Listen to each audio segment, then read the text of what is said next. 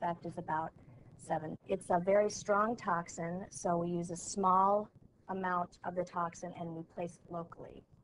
And you only get the effect locally in the muscles. There's no systemic absorption of Botox. There are potential complications, namely a condition called ptosis, in which the paralysis travels to unwanted areas, leaving the patient with a short-term lazy eyelid, for example. For many, the small risks are worth the gains. I like the fact that you can get small things done without having to have any cutting or having it obvious that you've had any kind of surgery. So you just look like maybe you're well rested, you look like you just look great for your age, that you've kept out of the sun all these years, and really that's what it's about, taking care of yourself. Systemic botulism Much of the current focus regarding injectables is on finding better substances that can be used in contouring. If you look at someone's face, if you look at their cheeks and the mid-face, this material here, 5 or 10 years ago, used to be up here. It didn't used to be back here. And there was probably just a little bit more fat. So our emphasis is on restoring volume and recontouring someone, not on pulling, not on tightness. The most popular biological injectable is collagen, a protein that occurs in all mammals. Cosmetic collagen is extracted from cowhide. Because it is an animal product, all patients must first have their skin tested for allergies. But collagen is temporary. The body eventually metabolizes the injected material. There is, however, a new injectable. Remember that liposuction fat like Sherry Hansen's? Now it can be frozen and used to fill in lines and wrinkles. But it's only temporary too, and it should be noted that not every injectable has gained approval for cosmetic use by the Federal Drug Administration. Even something as simple as removing a line poses real risks. And as we enter our 30s, the lines will inevitably deepen. Then, one might step up the battle with an occasional laser resurfacing. Until recently, the only lasers used in resurfacing were so powerful they required a trip to the operating room and weeks of recovery before the skin was healed. Incredibly, this cool touch laser stimulates natural collagen production. Doctors are seeing another change: the gender of the patient. Lars Isaacson is in many ways typical of the male patient wanting cosmetic surgery, a middle-aged professional competing in the workplace with much younger men. Male aesthetic procedures have more than doubled in the past decade. Experts predict the trend has barely begun. I've personally seen a dramatic increase in the number of men having cosmetic plastic surgery. During the recession in the early 90s, I had a number of men tell me that they were wearing their resumes on their faces. I think appearance has always been important to a lot of men, and I think that just like the boom in the workout phenomenon, you go to the gym partially for health, but also because you want to look good.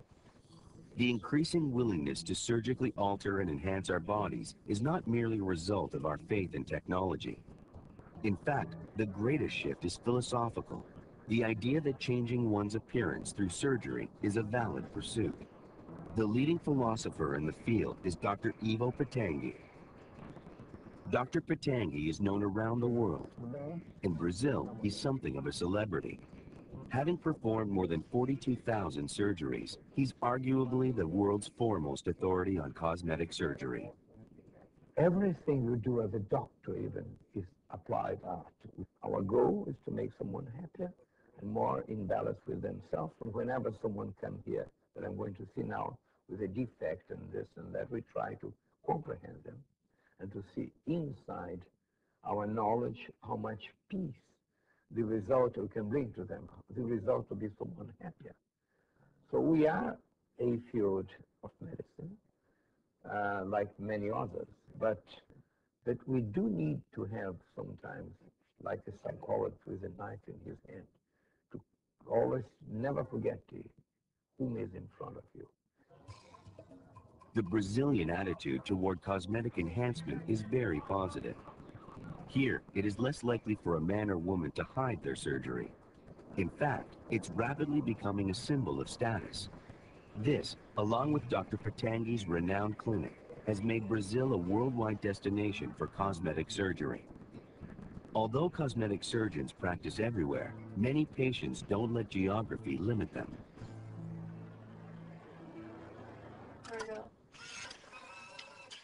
Take 22-year-old Jorg Janus. He lives in the Netherlands and has researched cosmetic surgeons in Europe, Brazil, and America. Jorg seems bright, creative, and when it comes to cosmetic surgery, fearless.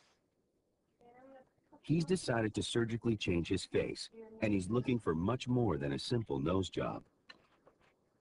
Jorg wants to have chin, jaw, and cheek implants too. So Jorg has traveled halfway around the world to Dr. Brian Kinney. I think that people who are so strongly against cosmetic surgery are perhaps a bit too narrow-minded. There are a lot of people around who will just say, well, it shouldn't matter the way you look. It's your personality that counts. If it's important for the person himself, well, then it is important enough to have something done. In a situation where a patient comes in to talk to me about making a change, one of the things you have to do is suspend judgment and make sure that you don't overlay your value system on them. Although as a surgeon, you ultimately have the decision whether or not you do or do not operate. Imagine choosing to undergo a surgery in which your appearance would be radically altered. In a matter of hours, the face you had come to know over a lifetime would be gone. Whether this is crazy or courageous, the trends suggest that in the 21st century, it may be common. Dr. Kinney will be placing all the implants through tiny incisions inside the mouth, leaving no visible scars. These come in various shapes. This happens to be the shape that's called the square jaw shape because that's what he's looking for. There he is, nice and square. And he's right down in the midline, and this is where the implant sits. Interestingly enough, when we discussed this at some length, what he wanted was the Brad Pitt type look to his jaw. Jorg knew he couldn't be made to look like Brad Pitt, but he did have very specific ideas of how his ideal face should appear. It would be weeks before the swelling would subside enough to reveal his new look.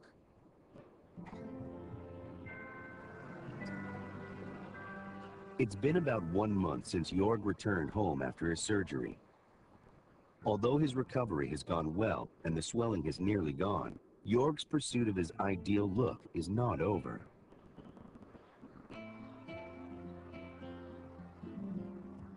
I came home to the Netherlands and the operation had been really tough for me, both physically as well as mentally. And I went home and the swelling went down, and it was really hard for me to see that because I was feeling bad because of the operation and because of the fact that I had to get used to my new face. And then, well, I feel quite ugly right now. I like my face before the operation much better. When I'm finished, I don't think I'll look regular. I don't want to look regular, so I'm not doing this for society. A few decades down the road, Jorg's precise ideal just might be easier to translate into reality. The use of computer modeling is a frontier of cosmetic surgery that's just beginning to be explored. I'll have you look right into the camera here, chin down just a little bit, turn this way just a little bit, okay. Meet Diane Ruiz, who will soon be Dr. Patrick Maxwell's patient. That generation that's kind of on the leading edge. We've seen a lot of changes in our generation, and I think this is just another change, that plastic surgery is not just for the affluent or not for the beautiful people of the world. It's for grandmothers like me who are in the professional realm, and yet we want to present an entire package, I guess. Diana's decided to have Dr. Maxwell lift her face, her eyes, do a little laser work, and put in upper lip and chin implants. But first, through some high-tech photo retouching, she'll test her face on the computer. Mark is going to show us on the computer what we plan to do surgically, and let's just take a look. So from the before to the after, I think this is a fairly realistic expectation of what can be achieved.